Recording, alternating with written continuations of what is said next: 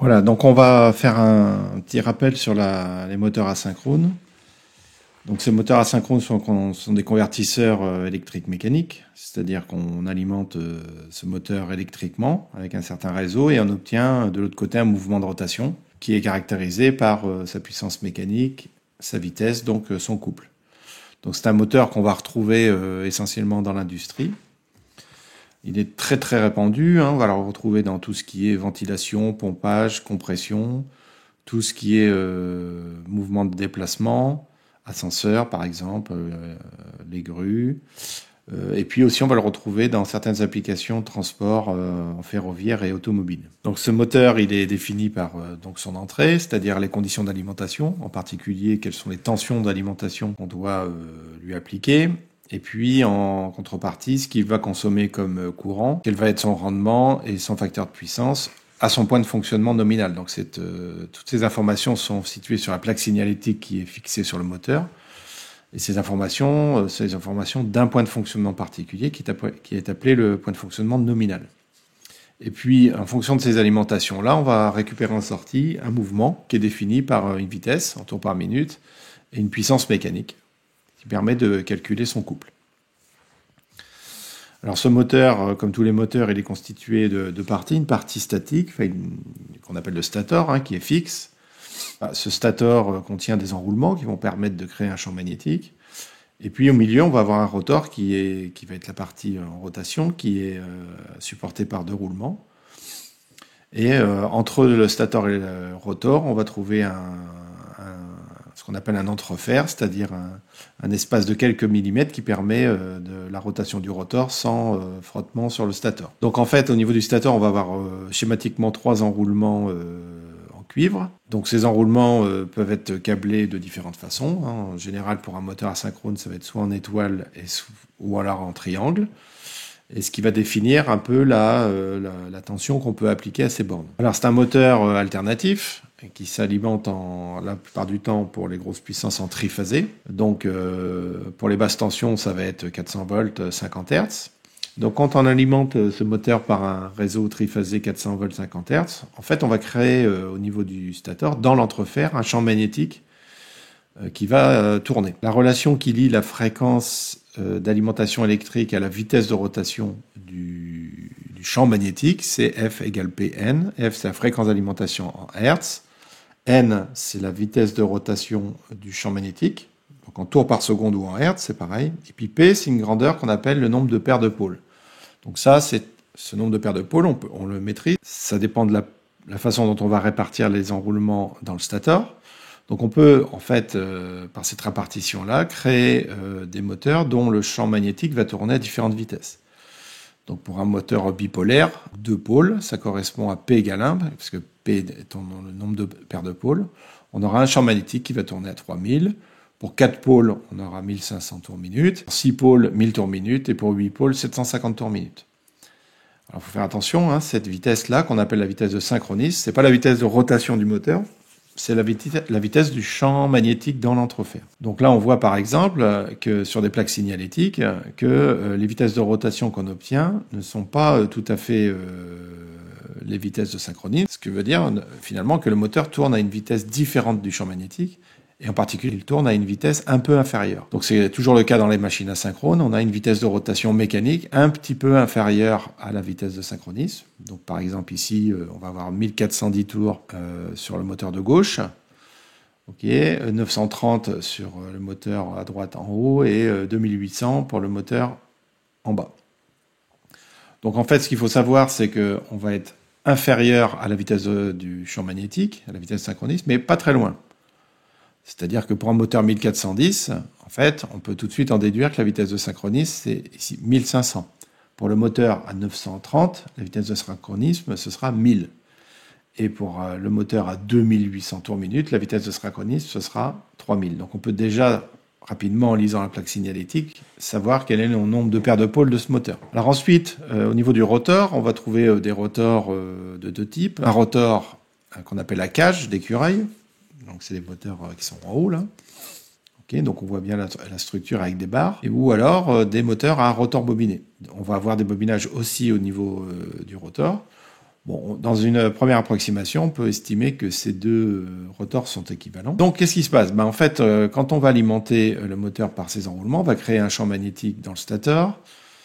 Ce champ magnétique va créer, par la loi de Lenz, des courants dans les barres du rotor, et ces courants vont eux-mêmes créer un autre champ magnétique, rotorique ce coup-ci, mais qui va tourner lui aussi à la même vitesse de synchronisme que le nôtre.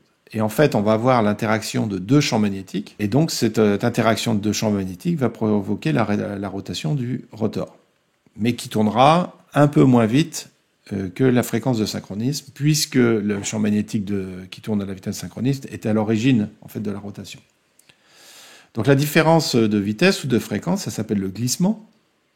Donc ça vaut la fréquence de synchronisme moins la fréquence de rotation divisée par la fréquence de synchronisme multipliée par 100 pour l'avoir en pourcent. Donc ce glissement, il est assez faible, hein, il vaut aux alentours de 4-5% pour les petits moteurs et aux alentours de 2% pour les gros. Donc par exemple ici, on peut calculer les glissements nominaux pour la point de fonctionnement nominal. Donc par exemple pour le moteur de gauche, on a un moteur 1410 tours minute, ce qui correspond à une vitesse de synchronisme de 1500 et à un glissement de 6%. Et puis pour les moteurs de droite, là pour le 930 tours, on va trouver 930 pour la vitesse de rotation, 1000 tours minute pour la fréquence de synchronisme, qui fait un glissement de 7%, et en dessous, un glissement de 6,7%. Donc voilà comment on calcule le glissement nominal d'une machine. En fait, ce glissement qu'on calcule, là, c'est le glissement nominal, c'est-à-dire quand le moteur est chargé et développe sa puissance nominale, c'est-à-dire celle pour laquelle il a été conçu. Alors, si on prend ce moteur à vide, c'est-à-dire qu'il n'entraîne rien, donc on va avoir une fréquence de rotation qui est très proche de la fréquence de synchronisme, donc un glissement qui est proche de 0. Et quand on est à l'arrêt, la fréquence de rotation est nulle, on trouve un glissement qui vaut 1. Donc le glissement augmente avec la charge, c'est normal, hein, plus on charge le moteur, plus il a tendance à ralentir, mais finalement il ralentit très peu, ce qui donne l'impression qu'il fonctionne quasiment à vitesse constante, quelle que soit la charge. Donc ça, c'est une qualité recherchée qui fait que ce moteur, en fait, est un moteur assez ancien d'ailleurs, mais qui est toujours très utilisé actuellement. Le couple qui va être développé par la machine en newton-mètre, donc on le retrouve en prenant la relation puissance mécanique égale couple mécanique fois vitesse de rotation exprimée en radians par seconde. Donc ici, par exemple, on a un moteur qui tourne à 1410 tours et qui fait 1800 watts, ce qui nous donne un couple mécanique développé sur l'arbre de 12,2 newton-mètre. Ça, c'est une relation intéressante. Et puis, ce qui est intéressant sur les machines, c'est l'association machine-charge. Donc, sur la courbe, là, on voit la caractéristique de couple mécanique d'un moteur asynchrone en fonction de sa vitesse. Donc, on voit quoi? On voit que quand le couple est nul, c'est-à-dire que quand il est vide, sa vitesse de rotation tend vers la vitesse de synchronisme. Donc, en théorie, si le moteur tournait vraiment en synchronisme, c'est le point qui est tout en bas, là, eh bien, le couple serait nul. Le point du milieu, le deuxième point jaune au milieu de la courbe, là, à droite, ici, c'est en fait la polaire signalétique. D'accord, c'est la valeur nominale. Et puis ce point-là, ça va être le couple max.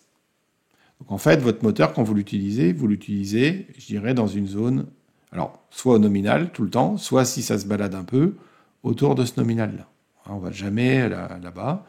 Et puis ce point-là, c'est le couple de démarrage. Évidemment, le moteur, au début, sa vitesse est nulle.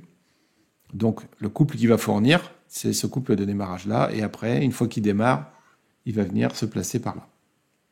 Bon, on peut remarquer que cette courbe a une forme un petit peu bizarre, mais que finalement, dans la zone où on l'utilise, c'est quasiment une droite. C'est d'ailleurs une droite dont on peut trouver l'équation facilement, puisque ce point-là, on l'a, et ce point-là, on l'a aussi, il est sur la plaque signalétique. Donc quand on veut savoir à quelle vitesse va tourner un moteur en fonction de la charge qu'il entraîne, en fait, on utilise une loi fondamentale de mécanique, hein, qui est J, qui est le moment d'inertie, fois la dérivée de la vitesse, en radians par seconde, c'est la différence des couples. Donc le couple donné par le moteur et le couple résistant imposé par la charge. En régime permanent, c'est-à-dire quand la vitesse du moteur va être constante, la dérivée d'oméga sur dt va être nulle et on aura égalité des deux couples. Donc on peut trouver graphiquement ou par le calcul ce point de fonctionnement-là en regardant les deux caractéristiques couple-vitesse, celle du moteur, celle de la charge. Par exemple là, j'ai rappelé quelques caractéristiques classiques de charge. D'accord ? Bon, par exemple, complètement à gauche, on va être sur une charge constante quelle que soit la vitesse. C'est ce qu'on va trouver par exemple sur un ascenseur. Et puis, par exemple, complètement à droite, on va trouver la courbe de couple en fonction de la vitesse de la charge de type ventilateur. C'est-à-dire qu'on a une croissance de couple un peu exponentielle en fonction de la vitesse. Donc quand on veut savoir si on couple un moteur synchrone à un ventilateur, par exemple, et qu'on veut savoir à quelle vitesse le moteur va tourner, il suffit de tracer les deux courbes l'une sur l'autre.